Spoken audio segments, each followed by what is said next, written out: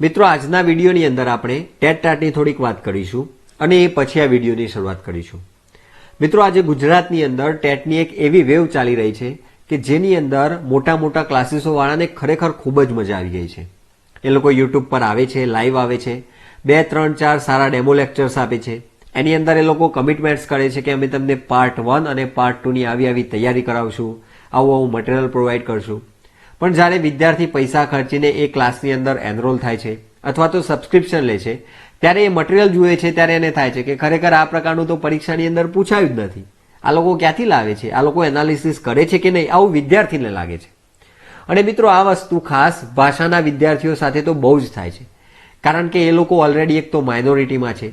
એટલે કે જ્યારે એ લોકો ક્લાસની અંદર એડમિશન લે છે ત્યારે જો ગણિત વિજ્ઞાનના વિદ્યાર્થીઓની સંખ્યા 200 હોય તો એની સામે ભાષાના વિદ્યાર્થીઓ માત્ર 30 જ હોય, 20 જ હોય। અને જ્યારે એ લોકો રજૂઆત કરે ત્યારે તેમની વાત પણ કોઈ ધ્યાને લેતું હોતું નથી। તો મિત્રો આ તો એક પ્રોબ્લેમ થયો। આપણે આ વિડીયોની અંદર સોલ્યુશનની વાત કરવાની છે। તો એ જે ભાષાના વિદ્યાર્થીઓને પ્રોપર મટીરિયલ નથી મળતું, એ મટીરિયલની જરૂરિયાત, એ મટીરિયલનું ગાઈડન્સ આપણે આ વિડીયોની અંદર આ ચેનલ ઉપર પૂરું પાડવાના છીએ। તો તમે આ ચેનલને સપોર્ટ કરશો એવી મારી ઈચ્છા છે। બીજી વાત મિત્રો, તમે આ વિડીયોને વધુમાં વધુ વિદ્યાર્થીઓ સુધી શેર કરો, એ એટલા માટે કરો કારણ કે હજુ ઘણા લોકો એડમિશન નથી લીધા અને એ લોકો નવી બેચની અંદર એડમિશન લઈને પૈસા ખર્ચી રહ્યા છે। હું એવું નથી કહેતો કે ગુજરાતના દરેક ક્લાસની અંદર આ ચાલે છે, પણ મોટાભાગના ક્લાસીસની અંદર આજે આ પરિસ્થિતિ છે। એ લોકો ફટાફટ બેચની અંદર સિલેબસ કવર કરાવીને અને ફટાફટ એ લોકોને રવાના કરીને નવી બેચ સ્ટાર્ટ કરવાના મૂડમાં હોય છે। તો એટલા માટે મિત્રો આ વિડીયોને વધુમાં વધુ શેર કરો જેથી વિદ્યાર્થીઓ જાગૃત થાય, ખોટા પૈસા ના બગાડે। હવે મિત્રો આપણે આ વિડીયોની શરૂઆત કરીએ। આ વિડીયોની અંદર મિત્રો આપણે GCERT ગુજરાતી સાહિત્યના કવિ અને કૃતિઓ એની અંદર ધોરણ 6 નું સેમ 1 અને 2 એટલે કે આખું ધોરણ 6 જોવાના છીએ। હવે મિત્રો ઘણા વિદ્યાર્થીઓની ટેવ હોય છે કે એ લોકો વિડીયો જોવે તો પણ એમને એવું લાગતું હોય છે કે આનું કંઈક રહી ગયું હશે, તો પણ એવું કશું નહીં હોય મિત્રો। અહીંયા મેં પ્રોપર એનાલિસિસ કર્યા પછી આ મટીરિયલ બનાવેલું છે। નકામી દરેક વસ્તુ કાઢી છે અને કામની એક પણ વસ્તુ નથી છૂટી, એ મારી તમને ગેરંટી છે। એટલે તમારે કશું જ કરવાનું નથી। ધોરણ 6 ના કોઈ પણ સાહિત્ય કે કૃતિ કે કવિને જોવાની જરૂર નથી। આ વિડીયોને તમે પૂરેપૂરો ઇયરફોન લગાવીને ધ્યાનથી સાંભળી લો, ધ્યાનથી જોઈ લો। અહીંયા હું તમને યાદ રાખવા માટેની જેટલી પણ શોર્ટ ટ્રિક્સ આપું છું એ જોઈ લો। તમારે ધોરણ 6 ની બુકને કવિ અને કૃતિઓ માટે નહીં પકડવી પડે, એ મારી તમને ગેરંટી છે। બીજી વાત મિત્રો, અત્યાર સુધીના પેપરની અંદર મેં એક વલણ જોયું છે કે પાર્ટ 2 ની અંદર 6 થી 8 ના બહારનું કોઈ સાહિત્ય ગયું નથી। એટલે તમારે સૌથી પહેલા 6 થી 8 ના જે કવિ કૃતિઓ અને સાહિત્ય છે એને પાકું કરવાનું છે। એના પછી જો આપણી પાસે સમય વધે છે તો આપણે 9, 10, 11, 12 કરીશું। એનું મટીરિયલ મારી જોડે તૈયાર જ છે, પણ આપણે હમણાં એટલા માટે નથી જોતા કારણ કે આપણી પહેલી પ્રાયોરિટી 6 થી 8 હોવું જોઈએ। તો ચાલો મિત્રો આ વિડીયોની શરૂઆત કરીએ। હવે મિત્રો આપણને આ બાજુ કૃતિ આપેલી છે અને એના પ્રકાર છે, અને આ બાજુ આપણે લેખક પરિચય જોઈશું, એટલે કે કૃતિ કોણે લખી એ લેખકનો પરિચય જોઈશું। તો મિત્રો આપણને ખબર છે કે ધોરણ 6 ની અંદર પહેલો પાઠ તો ચિત્રપાઠ છે, એટલા માટે એના કોઈ લેખક કવિ હોય નહીં। પણ અહીંયા એના પછી કવિતા છે હિન્દ માતાને સંબોધન। તો હિન્દ માતાને સંબોધન એ મિત્રો પ્રાર્થના ગીત છે, આપણને ખબર હશે। ઓ હિન્દ દેવ ભૂમિ સંતાન સૌ તમારા, કરીએ મળીને વંદન સ્વીકારજો અમારા। તો અહીંયા આપણે હિન્દ માતાને પ્રાર્થના કરેલી છે, એટલા માટે આ કવિતા એ પ્રાર્થના ગીત છે। ઘણીવાર મિત્રો પરીક્ષાની અંદર આ પ્રકારના કૃતિના પ્રકારના પ્રશ્નો પૂછાયા છે, એટલે ખાસ તમે આને ધ્યાનમાં લઈ લેજો। હવે મિત્રો હિન્દ માતાને સંબોધન કવિતાના કવિ છે મણિશંકર રત્નજી ભટ્ટ, જેમનું ઉપનામ છે કવિકાંત। તો આ પણ પ્રશ્ન પૂછાઈ શકે એવો છે। એમનો જન્મ મિત્રો અમરેલીના લાઠી તાલુકાના ચાવંડ ગામની અંદર થયો હતો, અને એમનો કાસ એટલે મિત્રો કાવ્ય સંગ્રહ ટૂંકમાં લખેલું છે। એમનો કાવ્ય સંગ્રહ છે પૂર્વાલાપ। તો મિત્રો અહીંયા આપણે કઈ કઈ બાબત ધ્યાનમાં લેવાની છે? હિન્દ માતાને સંબોધન કયા પ્રકારનું પદ્ય છે? તો પ્રાર્થના ગીત છે। કોણ લેખક છે, કોણ કવિ છે એના? તો મણિશંકર રત્નજી ભટ્ટ। એમનું ઉપનામ શું છે? તો કવિકાંત। પ્રશ્ન આવી શકે કે ભાઈ કવિકાંત કોનું ઉપનામ છે? તો મણિશંકર રત્નજી ભટ્ટ। એમનો જન્મ કયા જિલ્લામાં થયો હતો? તો અમરેલી। કયો તાલુકો? લાઠી। કયું ગામ? ચાવંડ। અને કાવ્ય સંગ્રહ? તો કે પૂર્વાલાપ। મિત્રો તમારે એક વાત યાદ રાખવાની છે કે ધોરણ 6, 7, 8 ની અંદર જેટલા પણ લેખક અને કવિઓ છે એમાંથી મોટા ભાગના અમરેલીના છે। એટલે જો પરીક્ષાની અંદર કદાચ તમને સ્થળનો પ્રશ્ન પૂછાયો હોય અને જો તમને ન આવડે તો તમે અમરેલીનો તુક્કો મારી શકો છો। એવું બનશે જ નહીં કે તમને નહીં આવડે। જો તમે આ વિડીયો જોશો તો તમને 100% આવડશે। બીજી વાર્તા છે મિત્રો દ્વિદલ। તો આ દ્વિદલ એક બૌદ્ધ વાર્તા છે, તેની અંદર બે વાતો છે. પહેલી વાત છે મૂર્તિકારવાળી, જેની અંદર એક મૂર્તિકાર બે મૂર્તિઓ બનાવતો હોય છે, કારણ કે પહેલી મૂર્તિના નાક ઉપર ઘસરકું થઈ ગયું હોય છે. અને બીજી વાર્તા છે સ્વમૂલ્યાંકન, જેની અંદર એક યુવાન એક સ્ત્રી પાસે ફોન કરીને લોન કાપવાનું કામ માંગી રહ્યો હોય છે. હવે મિત્રો આ જે દ્વિદલ છે બોધ વાર્તા છે, તેના લેખક છે ડોક્ટર I.K. વીજળીવાળા. એમનો જન્મ થયેલો ભાવનગરની અંદર અમરગઢ ગામની અંદર. હવે મિત્રો એમની કૃતિ છે ઉંદરભાઈને આંખો આવી, પ્રેમનો પગરવ, પછી છે સાયલન્સ પ્લીઝ અને મોતીચારો. તો આ ચાર કૃતિ તમારે ખાસ યાદ રાખવાની છે. ઉંદરભાઈને આંખો આવી, પ્રેમનો પગરવ, સાયલન્સ પ્લીઝ અને મોતીચારો. મિત્રો આ જે દ્વિદલ બોધ વાર્તા છે એ પ્રેમનો પગરવમાંથી લેવામાં આવી છે. આવો પ્રશ્ન પણ પૂછાઈ શકે છે. દ્વિદલ બોધ વાર્તા શેમાંથી લેવામાં આવેલી છે? તો પ્રેમનો પગરવમાંથી, યાદ રાખજો. તેના નીચે છે મિત્રો રવિશંકર મહારાજ, એક જીવન ચરિત્ર છે. હવે મિત્રો આપણને જૂની પરીક્ષાની અંદર એક પ્રશ્ન પૂછાયેલો કે રવિશંકર મહારાજને માણસાઈના દીવા કોણે કહ્યા હતા? તો એનો જવાબ આવતો હતો ઝવેરચંદ મેઘાણી, જે પાઠની અંદર આવે છે. હવે મિત્રો રવિશંકર મહારાજના લેખક છે ધીરુભાઈ ઈશ્વરલાલ પરીખ, જેમનો જન્મ થયો હતો વિરમ ગામની અંદર. અંગ 25 એમનો છપ્પા સંગ્રહ છે અને હાઇકુ સંગ્રહનું નામ છે એમનો આગિયા. તો મિત્રો આ બેની અંદરથી પ્રશ્ન પૂછાવાની સંભાવના છે કે અંગ 25 કોનો છપ્પા સંગ્રહ છે? તો જવાબ આવશે ધીરુભાઈ ઈશ્વરલાલ પરીખ. આગિયા કોનું હાઇકુ સંગ્રહ છે? તો ધીરુભાઈ ઈશ્વરલાલ પરીખ. અથવા તો આગિયા કયા પ્રકારની કૃતિ છે? તો એની અંદર જવાબ આવશે હાઇકુ સંગ્રહ. મિત્રો ધીરુભાઈ ઈશ્વરલાલ પરીખ કુમાર અને કવિલોક સામાયિકના તંત્રી પણ હતા. તો આપણે પ્રશ્ન પૂછાઈ શકે કે કુમાર અને કવિલોક એ સામાયિકના તંત્રી નીચેનામાંથી કોણ છે? તો એનો સાચો જવાબ આવશે ધીરુભાઈ ઈશ્વરલાલ પરીખ. હવે મિત્રો અહીંયાથી આપણી શોર્ટ ટ્રીકો ચાલુ થશે.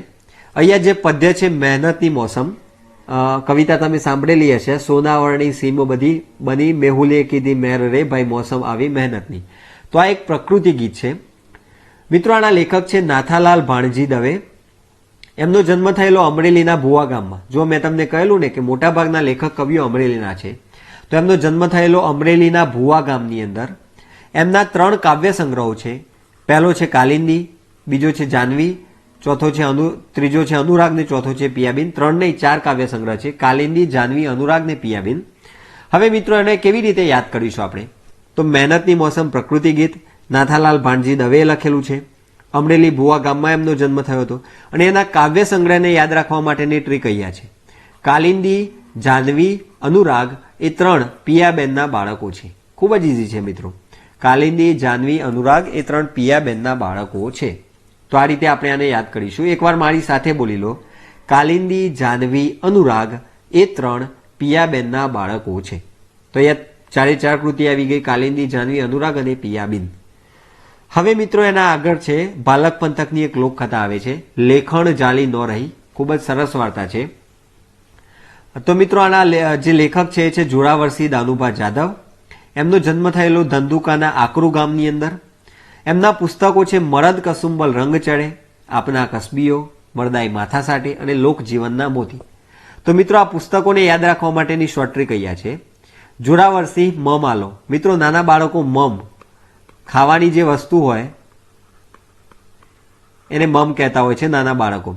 તો અહીંયા જોરાવરસિંહ મમ આલો એટલે કે જોરાવરસિંહ ખાવાનું આપો કહે. કઈ રીતે આપણે યાદ કરી શકીએ? જોરાવરસિંહ મમ આલો. અહીંયા આપો નથી કરવાનું, આલો જ રાખવાનું છે. જોરાવરસિંહ મમ આલો. તો મ ઉપરથી મરદ કસુંબલ રંગ ચડે, બીજા મ ઉપરથી મરદાઈ માથા સાટે, ત્રીજો આ છે આ ઉપરથી આપણા કસબીઓ, અને ચોથું લો ઉપરથી લોક જીવનના મોતી. તો જોરાવરસિંહ મમ આલો, જોરાવરસિંહ મમ આલો, જોરાવરસિંહ મમ આલો. આ રીતે તમે મારી સાથે બોલીને યાદ કરી શકો છો. આગળ મિત્રો કાવ્ય છે પગલે પગલે, જે એક શૌર્ય ગીત છે. પગલે પગલે કાવ્યના કવિ છે સંત બાલ. સંત બાલનું સંસારી નામ હતું શિવલાલ. મિત્રો આ પ્રશ્ન પરીક્ષાની અંદર પૂછાયેલો છે. આગળની પરીક્ષામાં આ પ્રશ્ન પૂછાયેલો છે. તેમનો જન્મ મોરબીના ટોળ ગામે થયો હતો. આ પ્રશ્ન પણ GSSSBની એક પરીક્ષાની અંદર પૂછાયેલો છે. હવે મિત્રો એમના પુસ્તકો છે સર્વધર્મ પ્રાર્થના, ધર્માનુબંધ, વિશ્વવાત્સલ્ય મહાવીર, બ્રહ્મચર્ય સાધના અને વિશ્વદર્શન. હવે મિત્રો આ પુસ્તકોને યાદ કરવા માટેની ટ્રીક અહીંયા છે. મહાવીર સ્વામી બ્રહ્મચર્યની સાધના માટે અને સર્વધર્મોમાં અનુબંધ માટે વિશ્વદર્શન કરવા નીકળ્યા. મારી સાથે બોલો મિત્રો, જો તમને કહું છું એ રીતે તમે તૈયારી કરશો તો 100% તમને યાદ રહેશે. મારી સાથે એકવાર બોલજો, મનમાં બોલજો એવું હતું જો આજુબાજુમાં કોઈ હોય તો. મહાવીર સ્વામી બ્રહ્મચર્યની સાધના માટે અને સર્વ ધર્મોમાં અનુબંધ માટે વિશ્વ દર્શન કરવા નીકળ્યા. અનુબંધ એટલે મિત્રો જોડાણ. તો મહાવીર સ્વામી બ્રહ્મચર્યની સાધના કરવા માટે પહેલું કામ, અને સર્વ ધર્મોમાં અનુબંધ માટે એટલે કે સર્વ ધર્મોમાં જોડાણ લાવવા માટે વિશ્વ દર્શન કરવા નીકળ્યા. મહાવીર સ્વામી બ્રહ્મચર્યની સાધના માટે સર્વ ધર્મોમાં અનુબંધ માટે વિશ્વ દર્શન કરવા માટે નીકળ્યા. તો અહીંયા જુઓ, મહાવીર સ્વામી તો વિશ્વ વાત્સલ્ય મહાવીર, પછી બ્રહ્મચર્યની સાધના તો અહીંયા બ્રહ્મચર્ય સાધના, પછી છે સર્વ ધર્મોમાં અનુબંધ માટે તો અહીંયા સર્વ ધર્મ ઉપરથી સર્વધર્મ પ્રાર્થના, અનુબંધ ઉપરથી ધર્માનુબંધ, અને વિશ્વ દર્શન કરવા નીકળ્યા તો વિશ્વ દર્શન. બધા જ પુસ્તકો એમના અહીંયા આવી જાય છે. એકવાર ફરીથી બોલી લો, મહાવીર સ્વામી બ્રહ્મચર્યની સાધના માટે અને સર્વ ધર્મોમાં અનુબંધ માટે વિશ્વ દર્શન કરવા નીકળ્યા. એનાથી આગળ મિત્રો ધોરણ 6ના સેમ 1નો છેલ્લો પાઠ છે પાદર. પાદર એક નિબંધ છે. એના લેખક છે કિશોરસિંહ સોલંકી, જેમનો જન્મ બનાસકાંઠાના મગરવાડા ગામની અંદર થયો હતો. એમની નવલકથાઓ છે મિત્રો વીરવાડા અને અરવલ્લી. તો આપણે અહીંયા સૂત્ર બનાવ્યું કિશોરસિંહ અરવલ્લીના વીર છે. શું સૂત્ર બનાવ્યું મિત્રો? કિશોરસિંહ અરવલ્લીના વીર છે. તો વીર એટલે વીરવાડા અને અરવલ્લીના એટલે અરવલ્લી. તો આ રીતે મિત્રો આપણે આને યાદ કરી શકીએ. પાદર નિબંધ, કિશોરસિંહ સોલંકી એના લેખક છે. બનાસકાંઠા મગરવાડાની અંદર એમનો જન્મ થયો હતો. એમની નવલકથાઓ વીરવાડા અને અરવલ્લી છે, જેને યાદ રાખવા માટે આપણે અહીંયા સૂત્ર બનાવ્યું કિશોરસિંહ અરવલ્લીના વીર છે. કિશોરસિંહ ક્યાંના વીર છે? અરવલ્લીના વીર છે. હવે મિત્રો આ જે હાઈંકા છે એમનું પ્રયોગશીલ કાવ્ય સ્વરૂપ છે. તો આ પણ પૂછાઈ શકે, એટલે કે યાદ રાખી લો, અને હાઈંકા એ પ્રયોગશીલ કાવ્ય સ્વરૂપ છે. તો મિત્રો આપણે આ પેજ ઉપર શું જોયું એકવાર રિવાઇઝ કરી લઈએ. હિન્દ માતાને સંબોધન પદ્ય છે, પ્રાર્થના ગીત. મણિશંકર રત્નજી ભટ્ટ એમનું નામ કવિકાંત હતું. અમરેલીના લાઠી ચાવંડ ગામની અંદર એમનો જન્મ થયો હતો અને એમનો કાવ્ય સંગ્રહ હતો પૂર્વાલાપ. એના પછી દ્વિદલ બોધ વાર્તા જોઈ, જે ડોક્ટર આઈ કે વીજળીવાળાએ લખી હતી. એમનો જન્મ ભાવનગર અમરગઢમાં થયેલો. ઉંદરભાઈને આંખો આવી, પ્રેમનો પગરવ, સાયલેન્સ પ્લીઝ અને મોતીચારો એ એમના પુસ્તકો હતા. એના પછી રવિશંકર મહારાજ એ જીવન ચરિત્ર છે, જેના લેખક છે ધીરુભાઈ ઈશ્વરલાલ પરીખ. વિરમ ગામની અંદર જન્મ્યા હતા. અંગ પચીસી અને હાઇકુ, અંગ પચીસી એમના છપ્પા સંગ્રહ છે અને અગિયા એમનો હાઇકુ સંગ્રહ છે. કુમાર અને કવિલોક જેવા સામાયિકના એ તંત્રી હતા. એના પછી આપણે જોયું મહેનતની મોસમ, એ પ્રકૃતિ ગીત છે, એની અંદર પ્રકૃતિની વાત કરવામાં આવેલી છે. તો એના જે કવિ છે નાથાલાલ ભાણજી દવે. અમરેલીની અંદર ભુવા ગામની અંદર એમનો જન્મ થયો હતો. એમના કાવ્ય સંગ્રહો હતા કાલિંદી, જાનવી અને અનુરાગ. પિયાબેનના છોકરાઓ છે, પિયાબેનના બાળકો છે. તો કાલિંદી, જાનવી, અનુરાગ ને પિયાબેન. એના પછી આપણે ભાલક પંથકની એક લોકકથા જોઈ, લેખણ જાલી નો રહી. એના લેખક છે જોરાવરસિંહ દાનુભા જાદવ, જેમનો જન્મ ધંધુકાના આકરુ ગામની અંદર થયો હતો. એમના પુસ્તકો આપણે કેવી રીતે યાદ કર્યા? તો જોરાવરસિંહ માલો, મ એટલે મરદ કસુંબલ રંગ ચડે, બીજો મ એટલે મરદાઈ માથા સાટે, આ એટલે આપણા કસબીઓ, અને લો એટલે લોકજીવનના મોતી. તો આ રીતે આપણે જોરાવરસિંહના પુસ્તકો યાદ રાખ્યા. એના પછી આપણે જોયું પગલે પગલે, જે શૌર્ય ગીત હતું. એના કવિ હતા સંત બાલ, જેમનું સંસારી નામ હતું શિવલાલ. એમનો જન્મ થયેલો મોરબીના ટોળ ગામે. એમના પુસ્તકો છે સર્વધર્મ પ્રાર્થના, ધર્માનુબંધ, વિશ્વવાત્સલ્ય મહાવીર, બ્રહ્મચર્ય સાધના અને વિશ્વદર્શન. તો એને યાદ કરવા માટેની ટ્રીક અહીંયા હતી. મહાવીર સ્વામી બ્રહ્મચર્યની સાધના માટે અને સર્વધર્મોમાં અનુબંધ માટે વિશ્વ દર્શન કરવા નીકળે. તમારે 2-3 વાર વાંચીને આ યાદ કરી લેવાનું. એના પછી આગળ મિત્રો પાદર નિબંધ જોયો આપણે, જે કિશોરસિંહ સોલંકીએ લખેલો. એમનો જન્મ બનાસકાંઠાના મગરવાડા ગામમાં થયો હતો. નવલકથાઓ આપણે જોઈ એમની વીરવાડા અને અરવલ્લી. તો એને યાદ કરવા માટેનું સૂત્ર છે કિશોરસિંહ અરવલ્લીના વીર છે, અને એમનું હાઈંકા નામનું પ્રયોગશીલ કાવ્ય સ્વરૂપ હતું. હવે મિત્રો આગળ જઈએ. સેમ 2ની અંદર આવે છે એક જાદુઈ પત્રની વાર્તા, જે એક હાસ્ય કથા છે. મિત્રો જ્યાં રતિલાલ બોરીસાગરનું નામ આવે એટલે ત્યાં તમારે સમજી લેવાનું કે હાસ્ય લેખક છે, એ હાસ્ય કથા જ હશે. તો એક જાદુઈ પત્રની વાર્તા એ હાસ્ય કથા છે. એના લેખક છે ડોક્ટર રતિલાલ બોરીસાગર. એમનો જન્મ અમરેલીના સાવરકુંડલામાં થયો હતો. જુઓ પાછું અમરેલી આવ્યું. તો અમરેલી સાવરકુંડલાની અંદર એમનો જન્મ થયો હતો. અને એમના હાસ્ય ગ્રંથો છે મરક મરક અને આનંદલોક. હવે મિત્રો આને યાદ કરવા માટેની ટ્રીક છે, રત્યાના ઘેર આનંદ મરક મરક હસતો હતો. કોઈ તમારા ગામની અંદર રતિ નામનો વ્યક્તિ છે તો તમે એને લાડથી રત્યો બોલાવો, તો રત્યાના ઘેર આનંદ મરક મરક હસતો હતો. ફરીથી મિત્રો, રત્યાના ઘેર આનંદ મરક મરક હસતો હતો. તો રત્યા ઉપરથી રતિલાલ બોરીસાગર, આનંદ તો આનંદ લોક અને મરક મરક એમના હાસ્ય ગ્રંથો થઈ ગયા. હવે મિત્રો આગળ જોઈએ રાવણનું મિથ્યાભિમાન. આ એક કથા કાવ્ય છે. આની અંદર રાવણ જે પેલું મિથ્યાભિમાન કરે છે અને એના ઉપર શિવધનુષ્ય પડે છે, આ જે વાર્તા છે એ કથા છે અને એ કાવ્ય સ્વરૂપે લખવામાં આવેલી છે. એટલા માટે આ એક કથા કાવ્ય છે. તો રાવણનું મિથ્યાભિમાનના લેખક છે ગિરધરદાસ ગરબડદાસ. એમનો જન્મ વડોદરાના માસર ગામની અંદર થયો હતો. એમના પુસ્તકો છે ગિરધરકૃત રામાયણ અને રાજસૂય યજ્ઞ. તો એને યાદ રાખવા માટેની ટ્રીક છે ગિરધર એ ગીરા. તમે મિત્રો ગામની અંદર જોયું હશે કે કોઈ વ્યક્તિનું નામ ગિરીશ હોય ને તો એને બોલાવે ગીરા એ ગીરા, આ રીતે એને બોલાવતા હોય છે. તો એ રીતે અહીંયા ગિરધરને આપણે પ્રેમથી બોલાવીશું ગીરા. તો ગિરધર એ લેખકનું નામ થઈ ગયું અને ગિરધરકૃત રામાયણ અને રાજસૂય યજ્ઞ આ બે એમની કૃતિઓ થઈ ગઈ. હવે મિત્રો રાવણનું મિથ્યાભિમાન ક્યાંથી લેવામાં આવેલું છે? તો રાવણનું મિથ્યાભિમાન એ ગિરધરકૃત રામાયણમાંથી લેવામાં આવેલું છે. પ્રશ્ન પૂછાઈ શકે. આગળ છે મિત્રો સાગરકાંઠાનો પ્રવાસ. આ એક પ્રવાસ વર્ણન છે. અહીંયા પ્રવાસ પાછળ આવે છે એટલે આપણને ખબર પડી જાય કે આ એક પ્રવાસ વર્ણન જ છે, જેના લેખક છે રઘુવીર દલસિંહ ચૌધરી.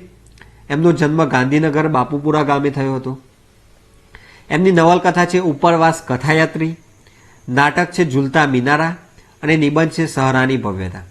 તો મિત્રો આને યાદ કરવા માટેની આપણે કોઈ શોર્ટ ટ્રીક નથી બનાવી. એ એટલા માટે નથી બનાવી કારણ કે આપણે આ યાદ રહી જાય એવું છે. તમે 4-5 વાર વાંચો એટલે તમને આ યાદ થઈ જશે. પછી જો વધારે પડતી શોર્ટ ટ્રીકો બનાવીશું તો શોર્ટ ટ્રીકને યાદ કરવા માટે એક શોર્ટ ટ્રીક બનાવવી પડશે. તો એટલા માટે અહીંયા આપણી કોઈ શોર્ટ ટ્રીક નથી. એટલું યાદ કરી લો. સાગરકાંઠાનો પ્રવાસ એ પ્રવાસ વર્ણન છે. રઘુવીર દલસિંહ ચૌધરીએ લખેલું છે. એમનો જન્મ ગાંધીનગરના બાપુપુરા ગામે થયો હતો. એમની નવલકથા છે ઉપરવાસ કથાયાત્રી, નાટક સંગ્રહ છે ઝૂલતા મિનારા અને નિબંધ સંગ્રહ છે સહરાની ભવ્યતા. આગળ છે મિત્રો સારા અક્ષર સંવાદ છે. એક સારા અક્ષર નામનો જે પાઠ છે એ એક સંવાદ છે એક પ્રકારનો. એની અંદર અલગ અલગ મિત્રો સારા અક્ષર વિશેનો સંવાદ કરે છે. એના લેખક છે પિંકીબેન પંડ્યા. એ અમદાવાદથી છે. તો મિત્રો આની અંદર આ બે જ માહિતી યાદ રાખવા જેવી લાગે છે મને. એક છે પિંકીબેન પંડ્યા, એ સારા અક્ષરના લેખક છે. સારા અક્ષર કયા પ્રકારનો પાઠ છે? તો સંવાદ છે. અને પિંકીબેન પંડ્યાનો જન્મ ક્યાં થયો હતો? તો અમદાવાદ. એના સિવાય મિત્રો એમને ગુજરાતી ધ્વનિ વ્યવસ્થા અને કોશરચના, સહાયક ક્રિયાપદો આ બધામાં સંશોધન કર્યું, પણ એ પરીક્ષાની અંદર પૂછાયું નથી. આગળ જોઈએ મિત્રો. હવે મુખ્ય કવિ આવ્યા. ગુજરાત મોરી મોરી રે. આ જે ઉર્મી ગીત છે એટલે કે આ જે કવિતા છે મળતા મળી ગઈ મોગેરી ગુજરાત, ગુજરાત મોરી મોરી રે. તો એના લેખક છે, એના કવિ છે ઉમાશંકર જેઠાલાલ જોશી. ઉમાશંકર જેઠાલાલ જોશી, જેમનું ઉપનામ છે વાસુકી. એમનો જન્મ મિત્રો સાબરકાંઠાની અંદર બામણામાં થયો હતો. એમના કાવ્ય સંગ્રહો યાદ કરવા માટેની ટ્રીક આપણે પહેલાં જોઈશું. તો એમના કાવ્ય સંગ્રહો છે ગંગોત્રી, નિશીથ, પ્રાચીના, મહાપ્રસ્થાન, અભિજ્ઞા અને સપ્તપદી. તો એને આપણે આ રીતે યાદ કરીશું. નિશીથ અને પ્રાચીએ, તો નિશીથ અને પ્રાચી, નિશીથ છોકરો છે અને પ્રાચી છોકરી છે. ગંગોત્રીએ સપ્તપદીની અભિજ્ઞા લઈ મહાપ્રસ્થાન કર્યું. નિશીથ અને પ્રાચીએ ગંગોત્રીએ સપ્તપદી એટલે એમને વિવાહ કરે. તો નિશીથ અને પ્રાચીએ ગંગોત્રીએ સપ્તપદીની અભિજ્ઞા લઈ મહાપ્રસ્થાન કર્યું. નિશીથ અને પ્રાચીએ ગંગોત્રીએ સપ્તપદીની અભિજ્ઞા લઈ મહાપ્રસ્થાન કર્યું. તમે મિત્રો સાંભળ્યું હશે ડેસ્ટિનેશન વેડિંગ. એમ અહીંયા નિશીથ અને પ્રાચીએ ગંગોત્રીએ ડેસ્ટિનેશન વેડિંગ કરવા ગયા છે, સપ્તપદીની અભિજ્ઞા લીધી અને પછી એમને મહાપ્રસ્થાન કર્યું. તો અહીંયા બધા જ કાવ્ય સંગ્રહો તમને યાદ થઈ જશે. એના પછી છે મિત્રો એમના વાર્તા સંગ્રહો, જેની અંદર છે શ્રાવણી મેળો અને વિસામો. તો આને પણ યાદ કરી શકાય. શ્રાવણી મેળામાં વિસામો લઈને વાર્તા સાંભળી. તો વાર્તા સંગ્રહ એટલે વાર્તા અહીંયા આવી ગયું. શ્રાવણી મેળો અને વિસામો. તો ફરીથી આને બોલી લો. શ્રાવણી મેળામાં વિસામો લઈને વાર્તા સાંભળી. શ્રાવણી મેળામાં ગયા હતા, ત્યાં થોડી વાર થાક ખાધો અને થાક ખાતા ખાતા આપણે વાર્તા સાંભળી. તો શ્રાવણી મેળામાં વિસામો લઈ વાર્તા સાંભળી. તો મિત્રો અહીંયા આપણે બે શોર્ટ ટ્રીક જોઈ. પહેલી કાવ્ય સંગ્રહ માટેની હતી. નિશીથ અને પ્રાચીએ ગંગોત્રીએ સપ્તપદીની અભિજ્ઞા લઈ મહાપ્રસ્થાન કર્યું. તો આની અંદર નિશીથ, પ્રાચીના, ગંગોત્રી, સપ્તપદી, અભિજ્ઞા અને મહાપ્રસ્થાન આટલા કાવ્ય સંગ્રહો આપણને યાદ રહે. એના પછી આપણે વાર્તા સંગ્રહો જોયા. તો વાર્તા સંગ્રહો માટેની શોર્ટ ટ્રીક શું હતી? શ્રાવણી મેળામાં વિસામો લઈને વાર્તા સાંભળી. એના પછી છે મિત્રો એમના એકાંકી સંગ્રહો. આ ખાસ યાદ રાખવાનું છે એટલા માટે કારણ કે ઉમાશંકર જેઠાલાલ જોશીમાંથી અવારનવાર પ્રશ્નો પૂછાયા છે. તો એમનો એકાંકી સંગ્રહ છે સાપના ભારા અને હવેલી. તો એને યાદ કરવા માટેની શોર્ટ ટ્રીક જુઓ અહીંયા. હવેલી એ એકલો હતો ત્યારે કોઈ સાપનો એક ભારો મૂકી ગયો. તો હવેલી એ એકલો હતો તો અહીંયા એક ઉપરથી આપણે જોઈ શકીએ છીએ એકાંકી સંગ્રહો. સાપના ભારા, સાપનો ભારો હવેલી ઉપર કોઈક મૂકી ગયું. તો અહીંયા હવેલીએ સાપનો ભારો કોઈક મૂકી ગયું. તો હવેલી એ એકલો હતો ત્યારે કોઈ સાપનો એક ભારો મૂકી ગયો. તો એકાંકી સંગ્રહો કયા થયા? સાપના ભારા અને હવેલી. તો મિત્રો આપણે અત્યાર સુધી અહીંયા 3 શોર્ટ ટ્રીક જોઈ. હવે એમના નિબંધ સંગ્રહોની વાત કરીએ. તો નિબંધ સંગ્રહો 2 છે, એક છે ગોષ્ઠી અને બીજો છે ઉગાડી બારી. તો એને યાદ કરવા માટેની શોર્ટ ટ્રીક જોઈ લો. ગોષ્ઠી એટલે કે ગોષ્ઠી નામની એક છોકરી છે. તો ગોષ્ઠીએ નિબંધ લખવા માટે, અજવાળું નહીં આવતું હોય ઘરની અંદર, તો ગોષ્ઠીએ નિબંધ લખવા માટે બારી ઉગાડી. શું કર્યું? તો ગોષ્ઠીએ નિબંધ લખવા માટે બારી ઉગાડી. શું કર્યું? ગોષ્ઠીએ નિબંધ લખવા માટે બારી ઉગાડી. તો પહેલોનો નિબંધ સંગ્રહ થયો બારી ઉગાડી એટલે કે ઉગાડી બારી, અને બીજો થયો ગોષ્ઠી. તો અહીંયા ગોષ્ઠી અને ઉગાડી બારી આ બે એમના નિબંધ સંગ્રહો થઈ ગયા. તો મિત્રો હવે ઉમાશંકર જોશીની જે 4 શોર્ટ ટ્રીકો આપણે જોઈએ આપણે યાદ કરી લઈએ. પહેલી છે નિશીથ અને પ્રાચીએ ગંગોત્રીએ સપ્તપદીની અભિજ્ઞા લઈ મહાપ્રસ્થાન કર્યું. એના પછી આપણે જોયું શ્રાવણી મેળામાં વિસામો લઈ વાર્તા સાંભળી. શ્રાવણીના મેળામાં ગયા હતા, વિસામો લીધો ને વાર્તા સાંભળી. હવેલી એ એકલો હતો ત્યારે કોઈ સાપનો એક ભારો મૂકી ગયો. તો હવેલી, સાપનો ભારો આ શું છે? એમના એકાંકી સંગ્રહો છે. એક ભારો મૂકી ગયો એટલે એકાંકી સંગ્રહો. ગોષ્ઠીએ નિબંધ લખવા બારી ઉગાડી. તો ગોષ્ઠી નામની છોકરીએ નિબંધ લખવા માટે અજવાળું આવે એ માટે બારી ઉગાડી. તો આની અંદર નિબંધ સંગ્રહો થયા ગોષ્ઠી અને ઉગાડી બારી. હવે મિત્રો આપણે એમને મળેલા એવોર્ડની વાત કરીએ તો 1939ની અંદર એમને રણજીતરામ સુવર્ણચંદ્રક મળેલો છે અને 1968ની અંદર એમને જ્ઞાનપીઠ પુરસ્કાર મળેલો છે. એટલું જ નહીં મિત્રો, એક કેન્દ્રીય સાહિત્ય અકાદમીના અધ્યક્ષ પણ રહેલા છે. તો મિત્રો અહીંયા ઉમાશંકર જોશી એ તમારે ખાસ યાદ કરી લેવાનું છે. તમે આ 2 વાર બોલી જોશો આ બધી શોર્ટ ટ્રીક જાતે, એટલે તમને પોતાને ફીલ થશે કે ખરેખર આ યાદ રહી જાય એવું છે. હવે મિત્રો એનાથી આગળ વધીએ. આગળની એક સાહસ કથા છે માતૃહૃદય, જેની અંદર એક સિંહણનું બચ્ચું હોય છે અને એક સ્ત્રી હોય છે જે નેસની અંદર રહેતી હોય છે, એનું બચ્ચું હોય છે. એ બંને એકબીજાની જોડે રમતા હોય છે અને આપણને ખબર છે આ વાર્તા કે સિંહણ અને સ્ત્રી એકબીજાની સામે સામે આવી જાય છે. તો આ જે સાહસ કથા છે એના લેખક છે કનૈયાલાલ લક્ષ્મીરામ રામાનુજ, જેમનો જન્મ સુરેન્દ્રનગરના ભડવાણા ગામે થયો હતો. તો મિત્રો અહીંયા જે લેખકો છે એમની કૃતિઓ છે, એ કૃતિઓ અને એમના જન્મસ્થળ એ તમારે તમારી રીતે યાદ કરવાના છે.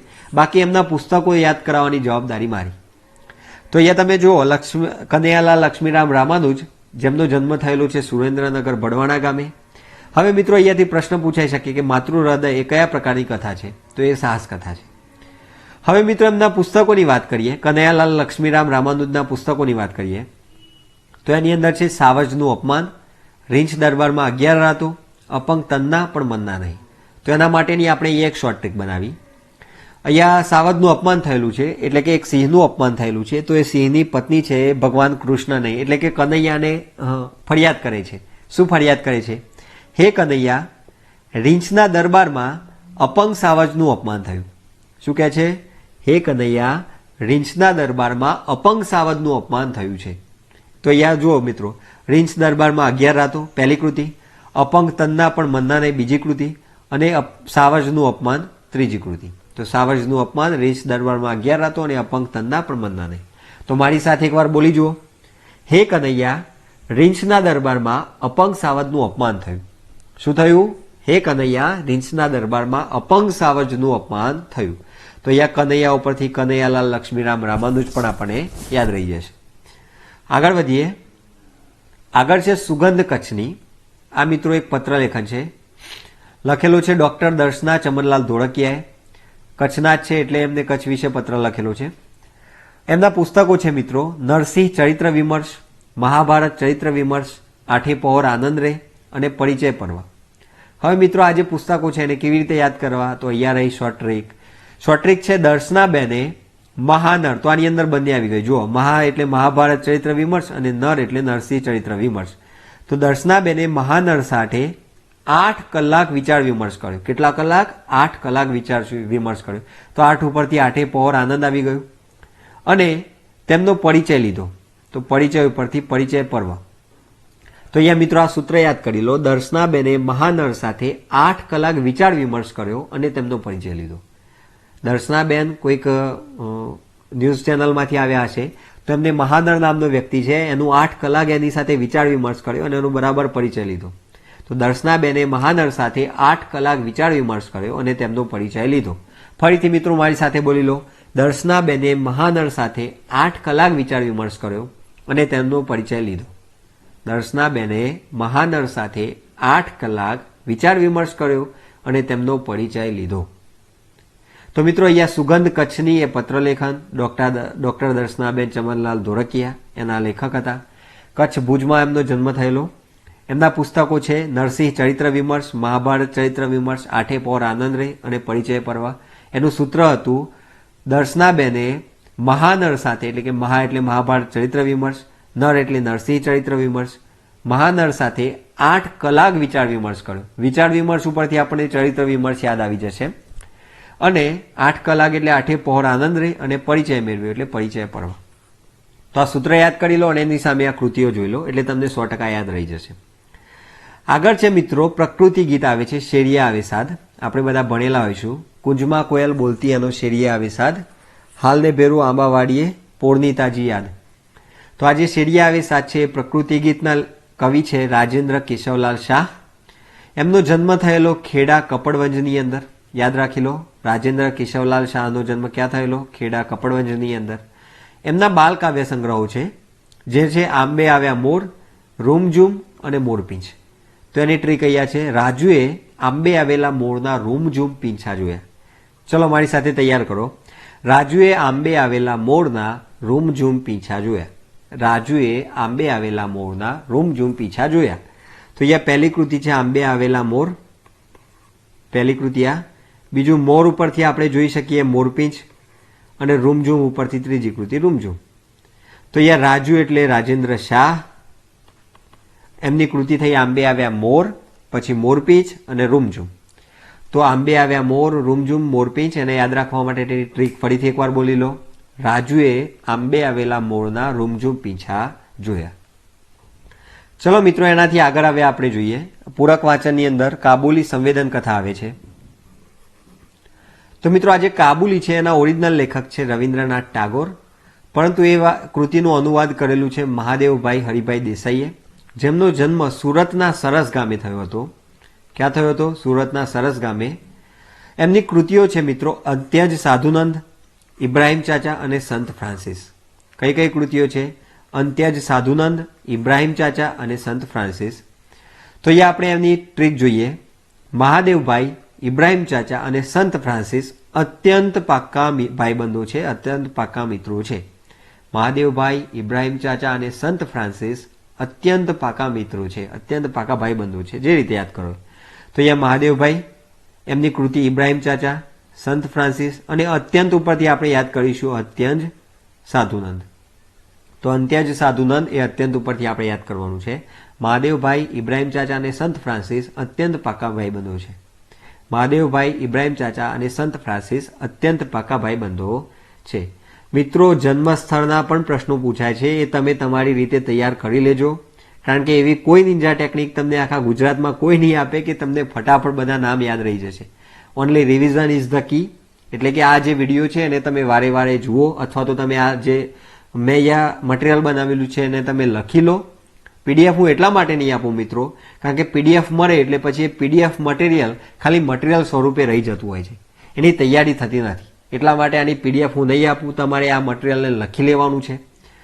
હવે મિત્રો આગળ એક કવિતા આવે છે રૂપારું મારું ગામડું, જેનો પ્રકાર છે ભાવગીત. ખૂબ જ સરસ મજાની આ કવિતા છે. ગાજે છે ગીત જા હેત નારે, રંગ ભર્યું નાનું રૂપાળું મારું ગામડું, જેના લેખક છે જયંતિભાઈ નાનજીભાઈ માલધારી. એમનો જન્મ રાજકોટના શિવરાજગઢ ગામે થયો હતો, શિવરાજગઢ ગામે થયો હતો. તો રૂપાળું મારું ગામડું કયો પ્રકાર? ભાવગીત છે. એના લેખક કોણ છે? જયંતિભાઈ નાનજીભાઈ માલધારી. એમનો જન્મ ક્યાં થયો હતો? તો રાજકોટના શિવરાજગઢ ગામે. એમના પુસ્તકો છે ધરતીના છોરું અને ગ્રામ સ્વરાજના પાયા. હવે મિત્રો એને યાદ રાખવા માટેની ટ્રીક છે, જયંતિભાઈએ ગ્રામ સ્વરાજ માટે પોતાની ધરતી વેચી દીધી. એટલે કે જ્યારે ગ્રામ સ્વરાજનું કોઈ આંદોલન ચાલતું હશે તો એ માટે એમને પોતાની ધરતી વેચી દીધી. કોણે? જયંતિભાઈ. તો જંતીભાઈ નાનજીભાઈ માલધારી અહીંયા યાદ રહી જાય. ગ્રામ સ્વરાજના છોરું કૃતિ નંબર 1 અને અહીંયા ગ્રામ સ્વરાજના પાયા કૃતિ નંબર 2. તો આ જે બે પુસ્તકો છે ધરતીના છોરું અને ગ્રામ સ્વરાજના પાયા એ તમને 100% યાદ રહી ગયા હશે. તો જંતીભાઈ ગ્રામ સ્વરાજના છોરું એ કૃતિ નંબર 1 અને પોતાની ધરતી વેચી દીધી તો એ ધરતીના છોરું એ રીતે આપણે યાદ કરીશું. આગળ મિત્રો પાઠ છે સેવામૂર્તિ પરીક્ષિતલાલ મજમુદાર જે જીવન ચરિત્ર છે અને એના લેખક છે હરીશ જેઠાભાઈ મંગલમ. એ મહેસાણાના ફલુ ગામના છે. એમની નવલકથાઓ છે મિત્રો તિરાડ, ચોકી, અગનજાળ. એમનો વાર્તા સંગ્રહ છે તલપ. હવે મિત્રો આપણે આ જે કૃતિ છે એ પૂછાઈ શકે કે ભાઈ સેવામૂર્તિ પરીક્ષિતલાલ મજમુદાર એ કેવા પ્રકારની કૃતિ છે? તો જીવન ચરિત્ર છે. એના લેખક કોણ છે? તો હરીશ જેઠાભાઈ મંગલમ. ક્યાં જન્મ થયો હતો? મહેસાણા ફલુ ગામે. મિત્રો મોસ્ટલી આપણને જે ઓછા સિગ્નિફિકન્ટ હોય એવા લેખકોના જન્મસ્થળ પૂછવામાં આવતા નથી, પરંતુ 6 થી 8નું જો આપણે મટીરિયલ તૈયાર કરવાનું હોય તો એવું કેમ ના કરી દઈએ કે એની અંદર કોઈ પણ પ્રશ્ન કાઢે આપણને આવડે. તો એટલા માટે મિત્રો દરેકના જન્મસ્થળ તમારે તમારી રીતે તૈયાર કરી લેવાના છે. કૃતિઓ તમે આ જે આપણે ટ્રીકો આપી છે એનાથી તમને 100% યાદ થઈ જશે. તો અહીંયા જે નવલકથાઓ છે એ નવલકથાઓ અને આ એક વાર્તા સંગ્રહ એને યાદ કરવા માટેની ટ્રીક જોઈએ. તો હરીશભાઈ તિરાડમાંથી અગનઝાડ નીકળતી જોઈ ચોંકી ગયા. હરીશભાઈ લખવા બેઠા હશે, અચાનક એમને ઘરની એક તિરાડ હતી, એ તિરાડની અંદરથી અગ્નિ નીકળતી હતી, અગનઝાડ નીકળતી હતી. એ અગનઝાડ નીકળતી જોઈને એ ચોંકી ગયા અને વાર્તા લખવાની તલબ છોડી એ જોવા માટે દોડ્યા. તો અહીંયા ફરીથી મિત્રો આપણે જોઈએ હરીશભાઈ, તો હરીશભાઈ જેઠાભાઈ મંગલમ. તિરાડ નવલકથા છે, અગનઝાડ એ પણ નવલકથા છે, ચોંકી ગયા તો ચોકી પણ નવલકથા છે એમની, અને વાર્તા સંગ્રહ અહીંયા વાર્તા લખવાની તલબ છોડી. તો વાર્તા સંગ્રહ કયો હતો એમનો? તો તલબ એમનો વાર્તા સંગ્રહ હતો.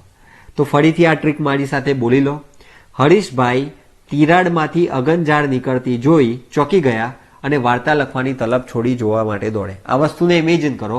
હરીશભાઈ નામના એક વ્યક્તિ છે, લખવા માટે બેઠા છે, દિવાલની અંદર એક તિરાડ છે અને તિરાડમાંથી અગનઝાડ નીકળે છે, અચાનક અગ્નિ નીકળે છે. તો એ અગનઝાડ નીકળતી જોઈને એ ચોંકી ગયા કે ભાઈ ક્યાંથી આવી, અને વાર્તા લખવાની એમની જે તલબ હતી એ તલબ છોડીને એ જોવા માટે દોડે.